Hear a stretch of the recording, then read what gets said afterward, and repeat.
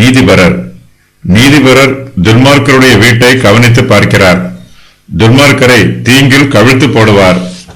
நீதிபரர் என்னும் வார்த்தை தேசத்தில் உள்ள பிரபுக்களையும் நியாயாதிபதிகளையும் குறிக்கிறது. இவர்கள் துன்மார்க்கருடைய வீட்டை கவனித்து பார்க்கிறார்கள்.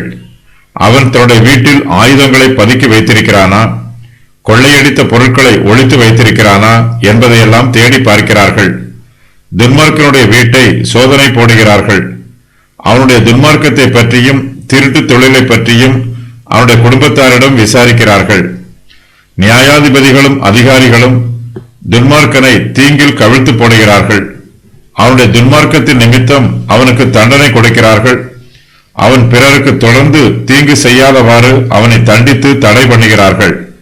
துன்மார்க்கன் சமுதாயத்தில் நோய்க்கிருமியைப் போல இருக்கிறான். இவனை கட்டுப்படுத்தவில்லை என்றால் முழு சமுதாயமும் இவனால் பாதிக்கப்படும்.